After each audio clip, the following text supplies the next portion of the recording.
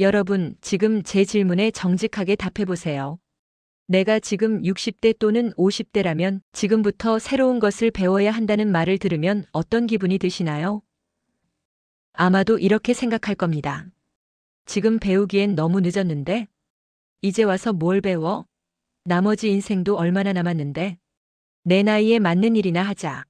맞나요? 그런데 말입니다.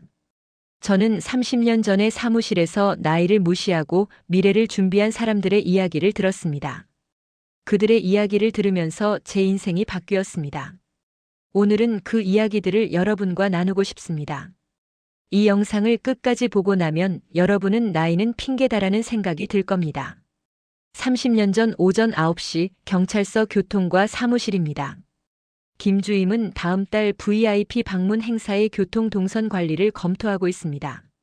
관내 지도를 펼쳐놓고 교통 신호등 주기, 차량 흐름, 보행자 동선.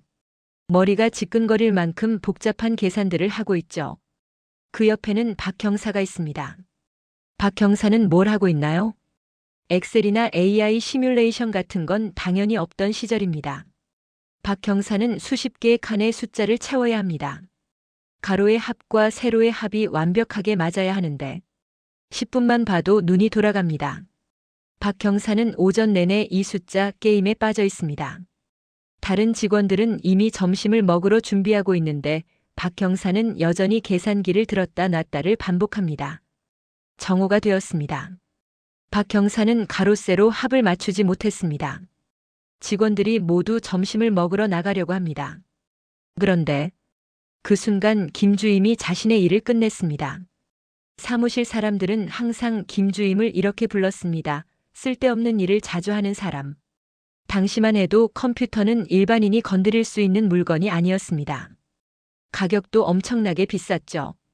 2달 봉급을 털어야 겨우 사나 말 나 하는 수준이었습니다. 그런데 김주임은 자신의 월급으로 컴퓨터를 샀습니다. 언젠가는 이놈이 사무실의 중심에 서 있을 거다. 김주임은 자주 이런 말을 했습니다. 직원들의 반응은 전자계산기로도 충분한데 뭔 컴퓨터냐? 쓸데없이 돈을 쓰네. 심지어 누군가는 이렇게 말했습니다. 우리 세대는 계산기로 충분해. 저건 미래 세대나 쓰는 거지. 그런데 지금 바로 이 순간입니다. 김주임은 박 형사에게 내기를 겁니다. 이 통계 내가 1시간 안에 처리해 줄 테니 오늘 직원들 점심 내기를 하자. 박 형사는 자존심이 상했습니다. 하루 종일 못한 일을 혹시 다른 방법으로 할 수 있을까? 박 형사는 가볍게 내기를 승낙합니다. 뭐 어차피 못할 일이지. 사무실 직원 8명이 함께 점심을 먹으러 나갑니다. 공짜 점심이라 분위기가 좋습니다. 하지만 모두 궁금합니다. 이게 정말 1시간 안에 나올 수 있을까? 여기서 잠깐 당신이라면 어떻게 했을까요? 1시간 안에 하루 종일 못한 일을 해결할 방법이 있다면? 계산기로는 불가능합니다. 김주임이 주산 실력이 2단이라는 말이 있긴 한데 주산으로도 한계가 있죠. 정말 신기할 정도로 빠른 계산 속도? 아니면 다른 방법? 지금 영상을 멈추고 예상해 보세요. 김주임이 어떻게 했을 것 같나요? 댓글로 남겨주세요. 점심을 마친 김주임이 사무실로 들어옵니다. 박 형사의 자료를 받습니다. 그리고 컴퓨터의 전원을 켭니다. 당시 사무실의 컴퓨터는 지금처럼 강력하지 않았습니다. 엑셀 같은 만능 프로그램도 없었습니다. 아마도 루트스로터스라는 프로그램이었을 겁니다. 엑셀 이전의 스프레드시트 프로그램이죠.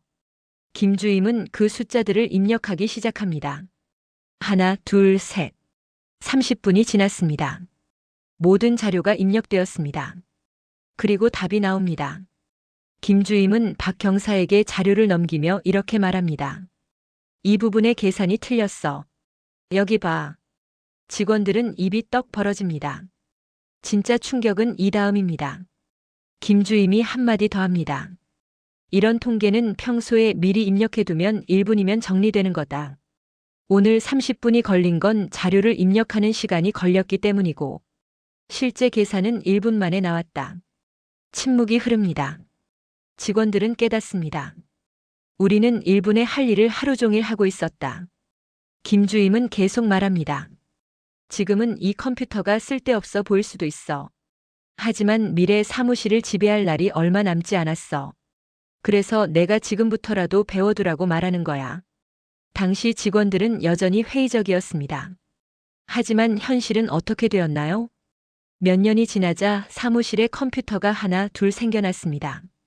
비싼 기계였지만 피할 수 없었습니다.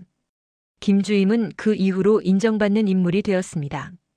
컴퓨터를 잘 아는 직원으로 입소문이 났고 결국 경찰청 원하는 자리로 발령을 받아 경찰 업무의 전산화에 큰 역할을 했습니다. 시간을 조금 뒤로 돌립니다. 여전히 30년 전입니다. 경찰청의 기동대. 당시 기동대는 특별했습니다. 직원들은 1년씩 돌아가면서 순환 근무를 했습니다. 마치 군대 같은 환경이었죠. 발령을 받으면 부대를 떠날 수 없었습니다. 언제 비상 출동 명령이 떨어질 모르니까요. 그런데 일할 게 없었습니다. 비상 상황 대기만 하면 되는 자리, 따라서 시간이 엄청 많았습니다. 이 1년을 어떻게 사용하느냐가 경찰 인생 30년을 바꾼다는 말도 있었습니다. 이번에 발령을 받은 김순경이 결심합니다. 내 1년은 승진 공부로 채우자. 기동대 발령을 받으면서 본격적으로 공부를 시작합니다. 당시는 흥미로운 시대였습니다. 한국과 중국이 방금 수교를 했던 때예요. 미래를 향한 기대감으로 들뜬 분위기였습니다. 김순경은 생각합니다. 미래는 중국이다. 그리고 중국어 기초책 한 권을 사갑니다. 새벽마다 학원도 다닙니다. 힘들지만 1년이라는 시간이 있었습니다. 시간이 지났습니다. 당시 승진 시험 과목의 외국어는 선택이었습니다. 승진 시험에서 김순경은 중국어를 선택합니다. 그리고 합격합니다. 여기서 문제가 터집니다. 당시 경찰서에는 중국어를 할 줄 아는 사람이 아무도 없었습니다. 마침 한중 수교를 기념하여 중국 경찰이 한국 경찰서 방문을 시작했습니다. 통역이 필요했습니다. 경찰서장은 긴급하게 학원 강사를 섭외하려고 합니다. 그런데 학원 강사가 자신 없다고 거절합니다. 저도 경찰 용어를 잘 몰라 경찰 통역은 못할 것 같습니다. 경찰서는 초상집이 됩니다. 방문 일정이 정해져 있는데 통역이 없다니? 그때 누군가 김순경을 추천합니다. 중국어로 승진했다던데? 김순경이 불려옵니다. 하지만 김순경의 실력은 겨우 초급이었습니다. 통역은 꿈도 못 꿨습니다. 특히 경찰의 예절과 용어? 전혀 몰랐습니다. 이건 너무 무리인데요. 하지만 시간이 없었습니다. 결국 김순경과 학원 강사가 함께 투입되기로 결정됩니다. 중국 경찰이 경찰서에 도착합니다. 그런데 중국 경찰은 한국어의 유창한 통역을 데리고 왔습니다. 김순경의 긴장이 풀립니다. 아, 통역이 있네. 하지만 김순경은 포기하지 않습니다. 자신의 능력 범위 내에서 최선을 다합니다. 안내를 열심히 합니다. 천천히 말합니다. 방문이 끝났습니다. 경찰서장이 김순경을 부릅니다. 여기서 질문입니다. 경찰서장은 뭐라고 했을 것 같나요? 초급 수준의 중국어로 겨우 인사 정도만 했을 텐데 경찰서장이 기대하는 반응이 있을까요? 비판? 아니면 댓글로 예상해 보세요. 경찰서장이 무엇을 느꼈을까? 경찰서장은 김순경을 보면서 감탄합니다. 언제 그렇게 중국어를 배워서 능숙하게 중국 경찰과 대화를 할 수 있게 되었나? 나도 배우면 그렇게 될 수 있을까? 서장의 칭찬과 표창이 떨어집니다. 다른 경찰관들도 김순경을 존경의 눈으로 봅니다. 나중에 김순경이 고백합니다. 당시 자신이 한 대화는 단 3마디였습니다. 1. 안녕하십니까? 2. 우리 경찰서 방문을 환영합니다. 3. 저는 중국어 초급 수준입니다. 그 이상은 없었습니다. 나머지는 다만 날씨 이야기와 한국의 아름다움에 대한 자신이 알고 있는 간단한 얘기 정도였어요. 왜 그렇게 높아 보였을까? 당시는 중국어를 아는 사람이 거의 없던 시대였습니다. 아무도 중국어를 들어본 적이 없었어요. 그러니까 조금만 해도 대단해 보였습니다. 남의 눈에는 와, 중국어를 하네. 이 정도였던 거죠. 그 작은 경험이 인생의 전환점이 됩니다. 김순경은 본격적으로 중국어 공부를 시작합니다. 경찰청에서 보내주는 외국어대 단기 과정을 이수하게 됩니다. 그리고 마침내 중국 파견 경찰관이 되는 영광을 얻습니다. 단 1년의 준비가 30년의 경찰 인생을 바꾼 것입니다. 이 두 이야기에는 같은 메시지가 있습니다. 준비 없는 곳에 기회는 오지 않는다. 기회는 준비된 자의 앞에만 나타난다. 김주임은 다른 사람들이 쓸데없다고 말하는 컴퓨터를 배웠습니다. 김순경은 아무도 중요하지 않다고 생각하던 중국어를 배웠습니다. 그들이 기회를 잡은 이유는 우연이 아닙니다. 준비였습니다. 30년 전에 경찰청 문화는 이랬습니다. 경찰이라면 도둑을 잘 잡고 범죄를 잘 예방하면 된다. 그 이상은 필요 없다. 컴퓨터? 쓸데없다. 외국어? 필요 없다. 추가 공부? 왜 하나? 그런데 세상은 이미 바뀌고 있었습니다. 하지만 지금도 똑같습니다.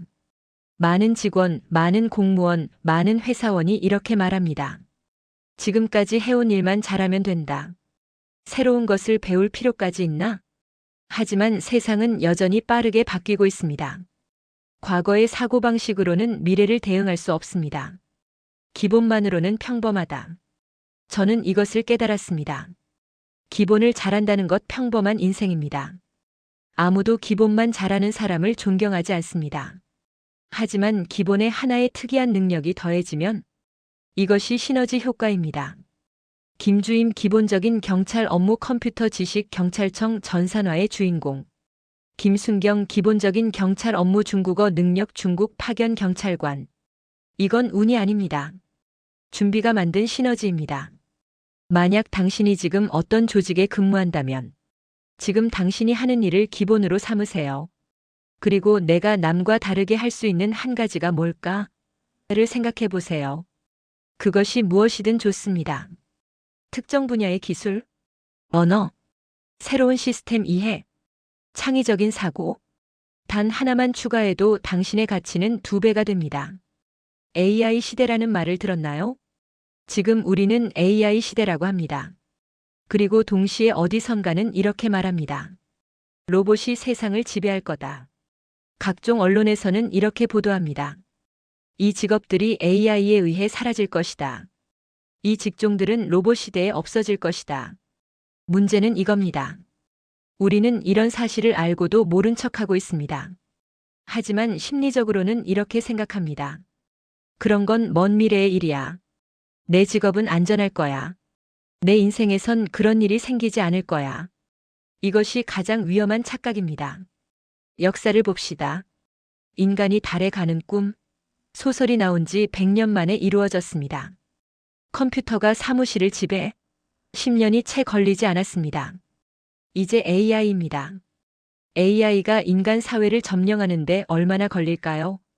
이전 기술들보다 훨씬 더 빠를 겁니다. 지금 한번 상상해 보세요. 당신이 사건의 피해자가 되었다고 가정합시다. 컴퓨터 AI 판사에게 소명서 작성을 부탁했습니다. AI는 어떤 소명서를 만들어낼까요? 실제로 많은 변호사들이 깜짝 놀랐습니다. AI가 만든 소명서는 당신의 사건에 대해 구체적으로 분석하고 과거 판례들을 인용하고 설득력 있는 법적 논거를 제시합니다. 변호사가 못 만드는 수준의 소명서를 AI가 만들어냅니다. 이것이 지금 현재 일어나고 있는 일입니다. 미래가 아닙니다. 지금입니다.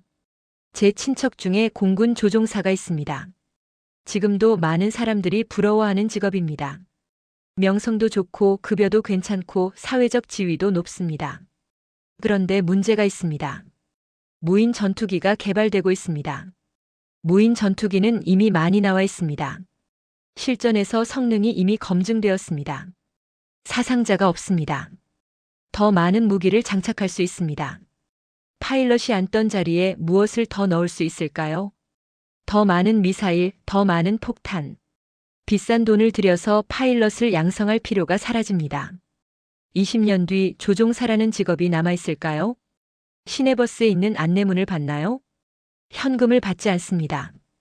이것이 말해주는 것이 뭘까요? 단순한 안내문이 아닙니다. 사회 구조의 변화를 알리는 신호입니다. 곧 현금이 거의 보이지 않는 사회가 옵니다. 평생을 보장한다는 생명보험 상품을 기억하나요? 그런 상품들은 이제 소리 없이 사라졌습니다. 왜였을까요? 100세 인생이 될 줄 몰랐기 때문입니다. 당시 보험 상품을 개발한 사람들도 예상하지 못했습니다. 현재 이 보험을 가지고 있는 사람들, 농담이지만 전생에 나라를 여러 번 구한 사람들입니다. 졸리라는 유명한 주식 투자 전문가가 있습니다. 그의 가장 유명한 말은 이겁니다. 시간이 돈을 벌어준다. 절대 맞는 말입니다. 그런데 조건이 있습니다. 아직 살 날이 넉넉할수록 그 성과는 더 큽니다. 현재 60대에게는 이 법칙이 이미 너무 늦었다고 느껴질 수 있습니다. 하지만 졸리의 시간 법칙은 절대적입니다. 60대도 70대도 80대도 시간이 돈을 벌어줍니다. 유튜브에서 유명한 영상이 있습니다. W를 기다리며라는 제목의 영상입니다. 미국의 한 여성이 한국의 지성들이 모여있는 장소에서 말합니다. 그녀는 청바지를 입고 윗단추가 열린 블라우스를 입고 말합니다. 이 WWW가 세상을 지배할 것이라고. 당시 한국의 고위 지식인들의 반응? 너무 바빠서 교육장을 떠났습니다. 단지 그 자리를 빠져나올 이유일 뿐이고 그 강사의 내용은 그들의 방식과 맞지 않았습니다. 그들은 미래의 소리를 들을 준비가 되지 않은 지성들이었습니다. 현재 그 여성이 예측한 것들은 모두 현실이 되었습니다. 그 자리를 벗어난 한국의 지성들은 지금 어떤 생각을 하고 있을까요? 자, 여기 한 사람이 있다고 가정합시다. 그가 60대입니다. 그리고 그는 말합니다. 이제 70대가 되면 죽을 텐데 뭘 배워? 시간이 얼마나 남았게?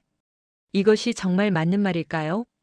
수학적으로는 지금이 60대, 70대가 되려면 10년이 더 필요. 그동안 학습이 가능. 하지만 심리적으로는 그 사람이 70대가 되면 뭐라고 할까요? 같은 소리를 다시 할 겁니다. 아, 이제 70대인데 뭘 배워? 뭐 해도 늦었어. 그리고 80대가 되면 또 같은 소리를 할 것입니다. 나이는 진짜 문제가 아니다. 문제는 마인드셋입니다. 지금이 배우기 늦었다는 생각이 문제입니다. 하지만 정반대가 진실입니다. 지금이 배우기 딱 좋을 나이입니다. 왜냐하면 지금이 가장 이른 때이기 때문입니다. 젊은 분들에게 말씀드립니다. 지금 도전하세요. 지금이 당신이 할 수 있는 모든 것을 배울 수 있는 시간입니다. 실패해도 괜찮습니다. 시간이 있으니까요. 프로그래밍, 배워봐. 디자인, 배워봐. 마케팅, 배워봐. 글쓰기, 배워봐. 언어, 배워봐. 하나가 아니라 여러 개를 배우세요. 그것들이 나중에 어떻게 조합될지 모릅니다. 하지만 분명한 것은 다양한 배움은 앞으로 다양한 기회를 만들어줍니다. 은퇴하신 분들에게 말씀드립니다. 과거 선배들이 지나온 길을 답습하지 마세요. 우리 때는 이렇게 했어. 이 정도면 충분해. 이제 쉴 때지. 이것들은 모두 함정입니다. 대신 이렇게 생각하세요. 매일이 새로운 도전의 날이다. 새로운 기술 배우기, 새로운 취미 시작하기, 새로운 사람 만나기, 새로운 일 시작하기.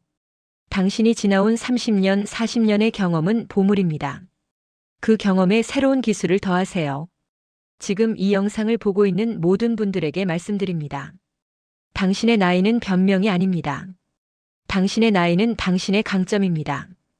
왜냐하면 젊으면 배울 시간이 충분합니다. 나이 들었으면 경험이 있습니다. 둘 다 강점입니다. 30년 전에 사무실에서 김주임은 컴퓨터를 배웠습니다. 쓸데없다는 말을 들으면서 김순경은 중국어를 배웠습니다. 필요 없다는 말을 들으면서 그들이 미래를 준비했습니다. 그리고 그들은 기회를 잡았습니다. 당신도 물으셔야 합니다. 내가 준비할 수 있는 하나가 뭘까? 그것은 거창한 것이 아닙니다. 특별한 것도 아닙니다. 단지 다른 것입니다. 당신이 하고 있는 일 하나의 추가 능력 시너지. 이 영상을 다 봤으니 한 가지만 물어보겠습니다. 당신이 준비할 하나는 뭔가요? AI를 배울 건가? 새로운 기술을 배울 건가? 새로운 언어를 배울 건가? 새로운 분야를 배울 건가? 댓글로 알려주세요. 당신의 답변이 누군가에게 영감을 줄 수도 있습니다. 미래는 멀지 않습니다. 사실 미래는 이미 시작되었습니다. 당신이 준비하지 않으면 다른 사람들에게 밀릴 것입니다. 기회를 잃을 것입니다. 후회할 것입니다. 하지만 당신이 지금 준비하면 당신이 기회를 잡을 것입니다. 김주임처럼, 김순경처럼 나이는 필요 없습니다. 준비만 있으면 됩니다. 이 영상이 도움이 되었다면 좋아요를 눌러주세요. 구독해주세요. 댓글을 남겨주세요. 당신의 마음을 울린 부분 또는 당신이 준비할 하나가 뭔지 댓글로 나눠주시면 감사하겠습니다. 감사합니다.